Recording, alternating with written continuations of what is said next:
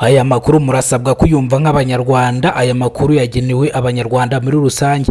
Aya makuru ni ukugira ngo mujye mubasha kurera abana banyu mubigisha disipurine cyangwa ikinyabupfura. Ni mu gihe ababyeyi bo mu karere ka Rusizi bafasha abana babashora mu kiyaga kugira ngo bajye kuroba amafi, ndetse iki kiyaga bagiye kurobamo ntabwo byemeye kuroba amafi. Ni ukuvuga ngo bafasha abana babashyira mu Kivu kugira ngo bajye kuroba amafi bitemewe n'amategeko. Ni mu gihe aba bana iyo bafashwe batabasha guhanwa nk'uko abantu bakuru bahanwa. Ndaza kubabwira imyaka ya bano bana. Umwe afite imyaka 15, undi afite imyaka 12, undi afite imyaka 9, undi afite imyaka 7. Ni mu gihe ababyeyi bari gukora amakosa nk'aya ngaha, kubera ko bano bana ntago wabahana. Aba bana wabahana babwira gute? Aba bana ni ukuvuga ngo ntago nabo baba bazi ibyo bari gukora.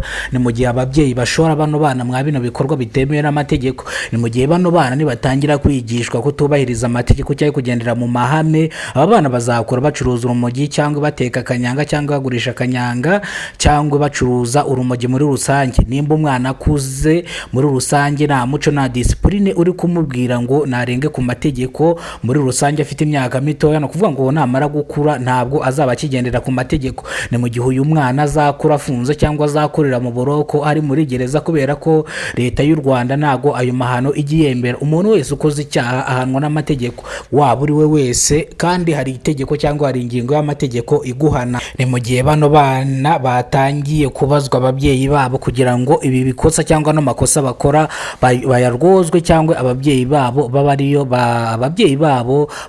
bahanwa, kubera ko abana bangana gutya ntago bahanwa. Reka dukomeze rero n'amakuru yacu. Hari ababyeyi bo mu karere ka Nyamasheke basigaye bahita gushora abana babo mu bikorwa by'uburobyi butemewe, kubera ko abana badahanwa nk'uko abantu bakuru bahanwa. Muri rusange babyeyi, ndashaka kubabwira kano kantu mbere yuko nsoza ino nkuru. Muri rusange ndashaka kubanza mbasobanuriraho gakeya iyi nkuru, ndaza kuyirambura nyuma, ariko reka mbanze mbabwire incamake. Ni mu gihe ababyeyi bo mu karere ka Rusizi muri rusange hari ikivu cyangwa ikiyaga gitemewe kurobwamo amafi muri rusange. Iki kiyaga giheruka gupfiramo abana 3, ubwato bwabo burigise muri rusange. Aba bana nabo bari bagiye kuroba amafi mu buryo butemewe n'amategeko, ariko ubwato burabatenguha bwitura mu mazi, bamwe bahaburira ubuzima. Noneho mwumve amakosa ababyeyi bamwe na bamwe bajya bakora, birengagije ko harimo ingaruka nyinshi cyane. No kuvuga ngo ababyeyi bafashe umwana umwe yari afite imyaka 7, undi afite imyaka 15, undi afite imyaka 13, undi afite imyaka 14, undi afite imyaka 18. Wumve yo makosa ababyeyi bakora, barangije bashora bano bana mu mazi kugira ngo bajye kuroba amafi, kugira ngo wenda bashake ibyo barya cyangwa bashake amaramuko. Ni mu gihe twabajije abaturage bari bari aho ngaho hafi, ariko ku murongo wa telefoni twagerageje guhamagara mudugudu wo kumwa kano kagari. Reka wumve ibyo mudugudu yatubwiye. Kurikirana ku murongo wa telefoni. Murakoze cyane. Banyita Kalisa cyangwa Karisiti. Nitwa Kalisa cyangwa Karisiti, nkabanyoboye uno mudugudu muri rusange. Ni mu gihe iki cyuzi twagihagaritse kubera ko ntabwo cyemewe kukirobamo. Ni ukuvuga ngo ahangaha bajugunyamo amafi. Ni ukuvuga ngo ni koperative ikoreramo hano, iraza igashyiramo amafi muri rusange kugira ngo akure bazayarobe yakuze. Noneho ababyeyi bagafata abana bakabashora muri cya cyuzi, kandi iki cyuzi ejo bundi hari abana 3 baheruka kugipfiramo iki cyuzi pe.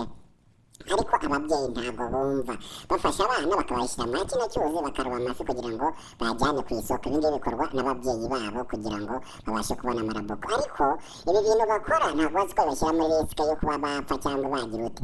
Rero aba babyeyi turaza kubitaho pe. Aba bana nabo turimo turababaza ba nyina kugira ngo iki cyaha ibi byaha bakora bano bana tujye tubibahanira, cyangwa tujye tubihanira ba nyina. Kuko ntabwo wafata umwana kuva ku myaka 9, imyaka 7, 12 ngo ujye kumuhana cyangwa ujye kumushyira muri gereza, ntabwo byakunda pe.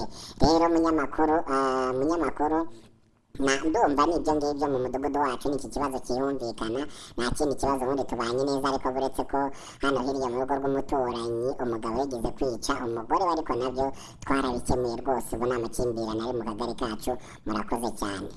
ngayo nguko rero ibyo mudugudu yatubwiye ku murongo wa telefoni. Mu gihe mudugudu yatubwiye ngo iki cyuzi baragihagaritse kukirobamo ubwo umushinga cyangwa koperative wazaga ukibumbira hamwe kugira ngo worore amafi muri rusange.